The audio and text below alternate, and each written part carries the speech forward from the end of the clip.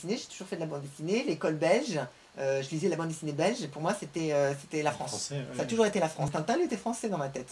Oui. Donc il y avait vraiment quelque chose de très très très proche. Hein. On se moquait d'eux, pourquoi? C'est parce qu'ils étaient vraiment très très français en fait, les Belges. Les frites, c'est ce qu'on mangeait tout le temps à la maison. Donc la culture belge, c'était notre culture. Donc il faut trouver un truc pour les éloigner. Et alors le truc pour les éloigner, c'était que si je dois dessiner un belge, je dessine un blond. Je vais dessiner Poulvord. Poulvord, avec tu vois, l'écriture, Poulvord, ça sonne en hollandais. Avec des O et des E, on von Poulvord. Il faut trouver un truc. Et c'était comme ça qu'on faisait. Donc là, c'est la dernière fiche que j'ai. Il y a un sport où les Belges et les Hollandais sont très proches, c'est le cyclisme. Ils sont bons? Déjà, ils sont bons et puis ils ont souvent les mêmes caractéristiques. Ils sont des rouleurs, tu vois, des sprinteurs aussi. Ah, je te fais confiance, je connais pas du tout le cyclisme. Alors, là, pour finir sur l'Espagne, pourquoi? Donc tu m'as donné un truc qui est sûrement très très vrai, l'histoire nationale. L'histoire nationale. Alors, je fais une précision pour la caméra, puisque c'est enregistré, j'ai pas envie que les mecs se défoulent sur moi.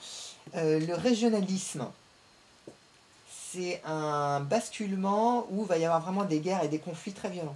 Oui. Le fait de défendre la culture régionale, différent. Et c'est ce basculement-là qui fait que ça va donner une force ou ça peut t'affaiblir.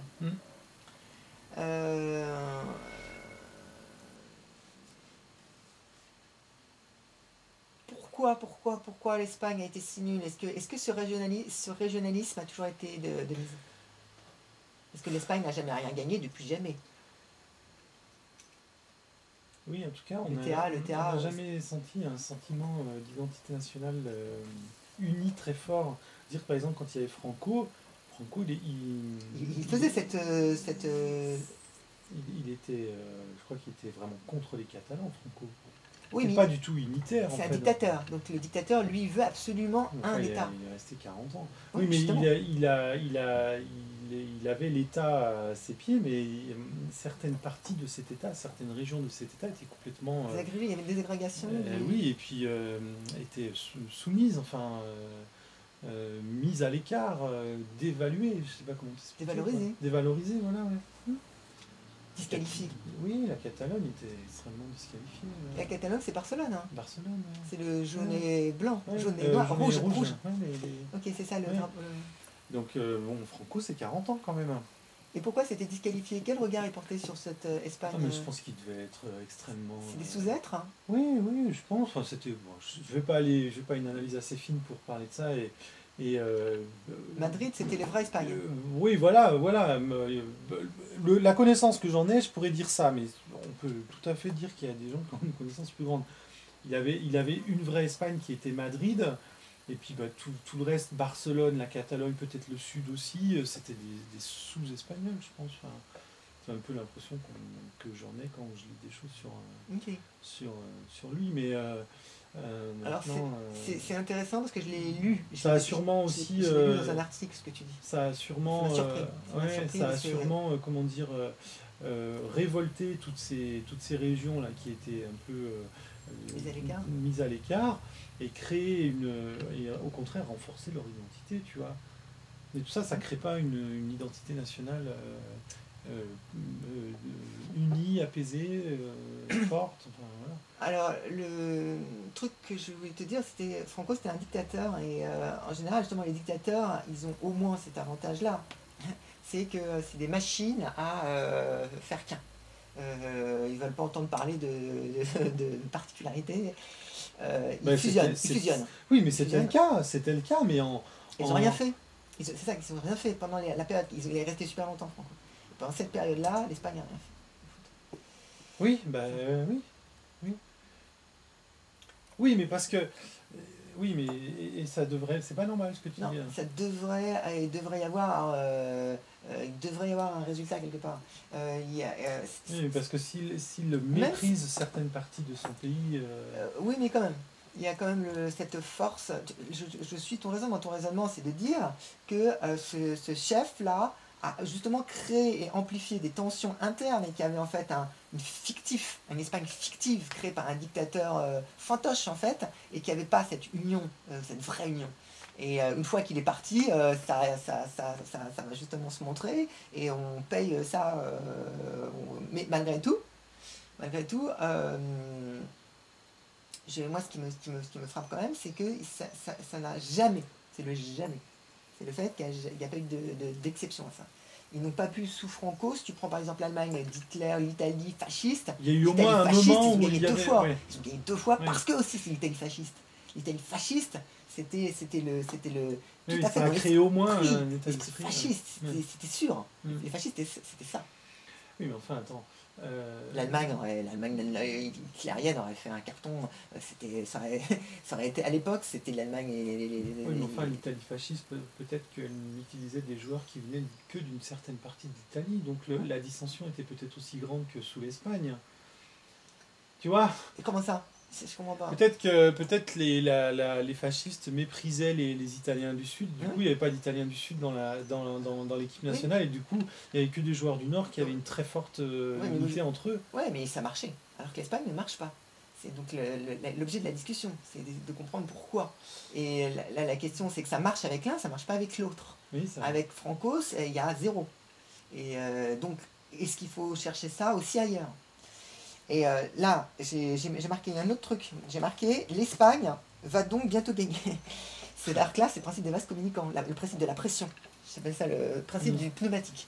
Ouais. C'est-à-dire que s'ils n'ont pas gagné, s'il y a eu tous ces problèmes, par exemple pour les raisons que tu dis, sous Franco et qu'il n'y a pas cette unité, maintenant que Franco est parti, que l'Espagne va cette résurgence, ok, il va y avoir cette régionalité, mais maintenant ils vont éclater au grand jour. L'Espagne, fière d'elle-même, libérée de ce fascisme, tout ça, va par exemple éclater au grand jour, et maintenant l'Espagne va abonder dans le sport.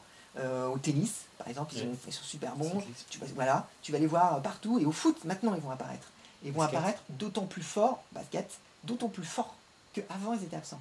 C'est-à-dire qu'il est possible qu'on rentre dans une ère où pendant 20 ans, 30 ans, ils vont dominer le football mondial. Moi, je considère qu'ils sont l'une des meilleures équipes du monde au foot. C'est dans ma tête, à la Coupe du Monde 2010, c'est le grand favori. S'il doit y avoir un grand favori, c'est l'Espagne. Ah bah oui. Et voilà. Et est-ce le principe du pneumatique? C'est la grande question. Voilà. Bon. Rien d'autre. Tout ça on l'a fait. Combien de temps il reste? 29 minutes 38. Yvan, tu regardes là-dedans, tu trouves une fiche. Non, j'en prends dans les premières. Une au hasard. Pas celle que tu as vue, une vieille. Une au hasard. Une vieille fiche. Une au hasard, allez. Une au hasard. Je ferme les yeux. Ouais. Classification. Ah, on l'a dit, c'est une fiche qu'on a dit. Elle n'a pas été rectifiée. Féminin, masculin, entre le volet et le... Il faut que tu remontes.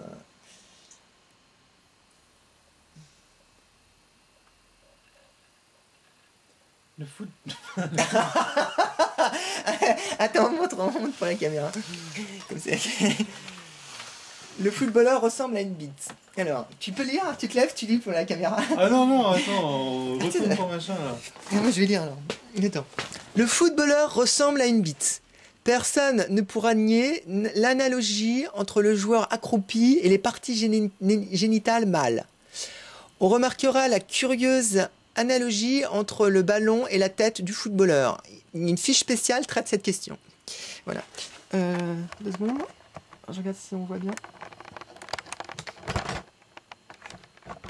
Voilà, c'est bon. Ok. Tu fais une autre fiche? Tu retournes, tu tournes ça? Mais il n'y a rien, c'est juste ça. Là, c'est Il n'y a pas une réflexion philosophique derrière tout ça? Si, bah il y en a une, je pense. Hein. Je pense que c'est la même que celle que tu as avec ce foot. Hein. Le footballeur est-il une grosse bite, quoi, grosso modo? Enquête, trop con, trop banlieue, trop payé, le footballeur est... Donc toi, tu dis que c'est vrai, quoi, en gros. Bah oui et non, bien sûr qu'il y a une grande partie, c'est comme on en a parlé, c'est la première fiche qu'on a fait sur l'ineptie au football. C'était le premier. Et puis la question du foot, attends, puisque tu me prends au dépourvu là-dessus.